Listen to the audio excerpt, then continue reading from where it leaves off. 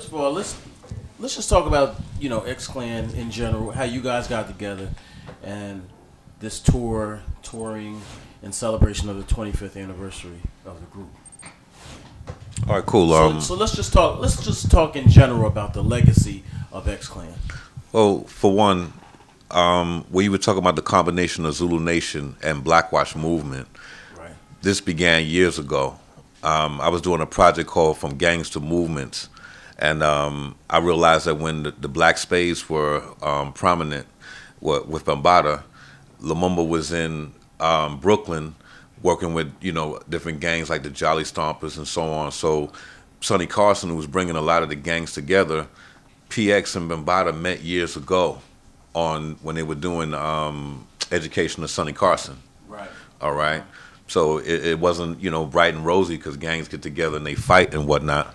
Yeah, they fight and whatnot. But that bond was made before Zulu Nation and Black Watch movement were formed. Wow. So it was formed in the streets. Right. So now as they got older, the three factions coming together to build Universal Zulu Nation, and then Black Watch movement came from Sonny Carson's teachings to Lumumba, Professor X. He formed the Black Watch movement from the efforts of what Sonny Carson was trying to do with the youth. So that brought hip-hop as the common denominator for Zulu Nation and Black Watch to move forward in a positive culture rather than a gang scene or two gangs merging. So when the brother called me and said, look, let's celebrate, Brother PX's life or whatever, and I said, well, let's celebrate the 25th anniversary of the Clan, you know what I'm saying, and bring together that hip-hop culture that we speak of. Let's invite Wise and Sadat, Cash Money, things like that. So that's how initially we brought the merge together. Yes, sir. I'm sorry, I didn't. Let me pull it up. Okay, cool.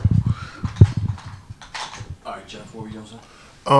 Yes, Zulu Nation and Black Watch and Xclan have always been affiliated with each other.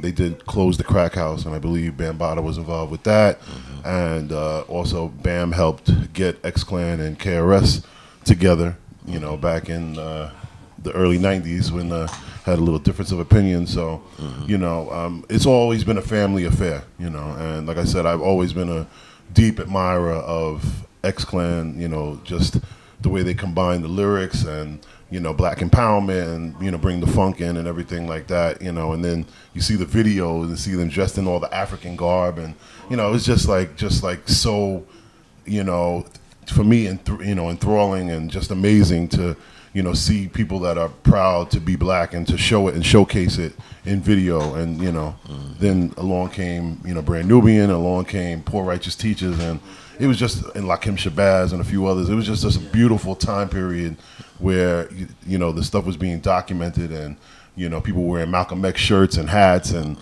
talking about Marcus Garvey and Patrice Lumumba, and it was just it was just an unbelievable time period. So like I've just been not just a fan, but just somebody that has embraced them as true brothers and people that really have elevated hip hop culture.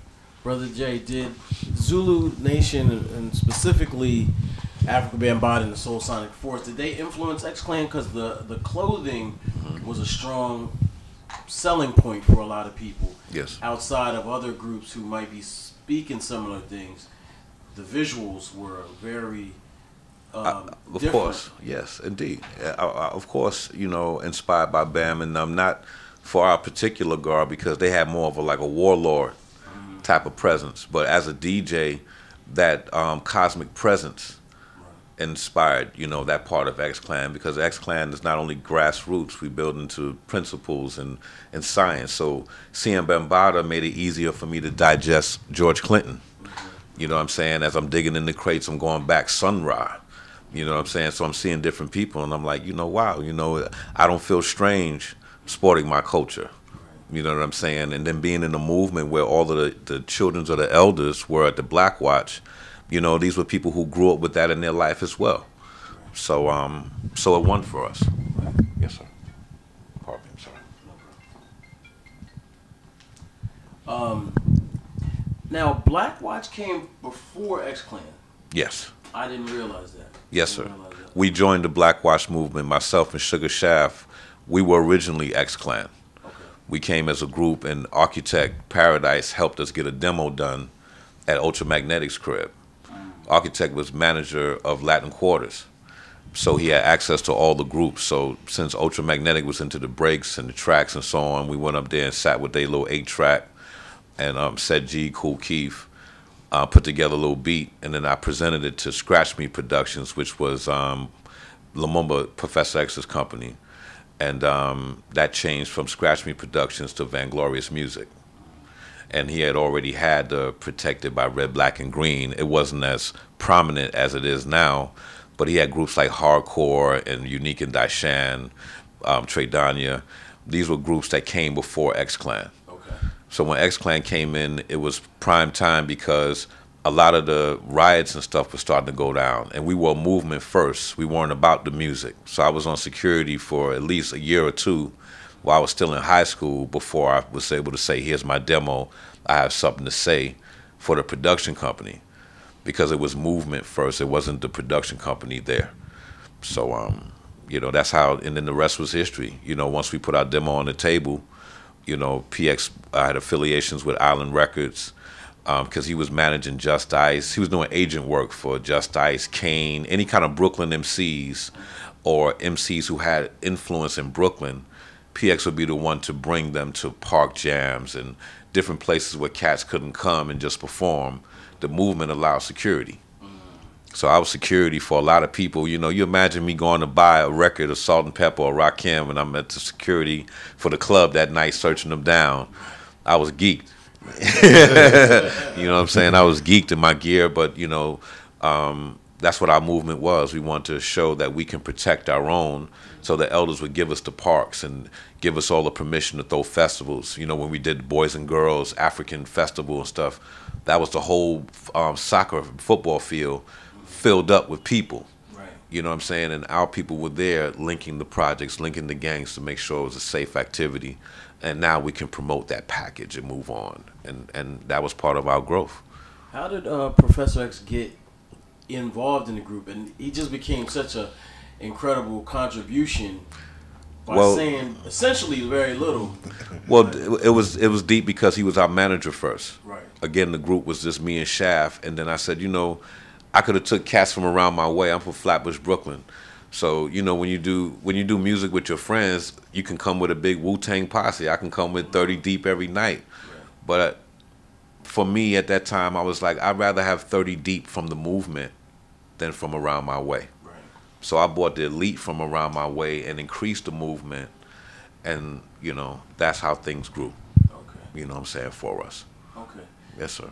Now, can you talk about the usage of George Clinton with Xclan, like or Parliament Funkadelic, perhaps I should say, as the backdrop to a lot of the music, not all of it, but initially it was a lot of George Clinton. Well, connecting to what Lumumba's part was in the group, Lumumba experienced the time of the mothership. Mm-hmm. I was too young.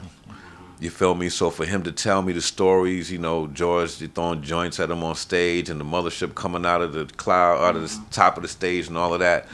You know, that was feeding me lyrically to say, I want to boost this thing up to where we can do that. Because we were already in garb. You know what I'm saying? To this day, it's natural for us. So PX gave us, he painted the picture for us at a time frame that we weren't part of. Right. And Architect as well, because they were older brothers.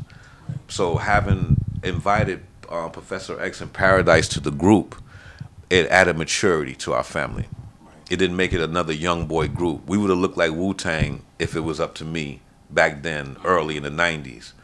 But the fact that I involved two mature people, one who was the founder of a movement and one who was the leader or the manager of the original hip-hop club, we had eternal juice just by adding those members.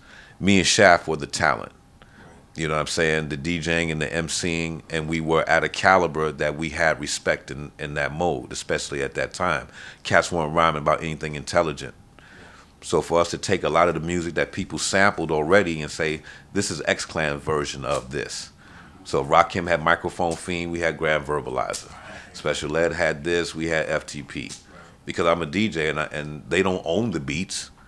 So I said, this was in my crate too, but this is how I see it from this perspective. So our music became Vanglorious music, and not so much as rap.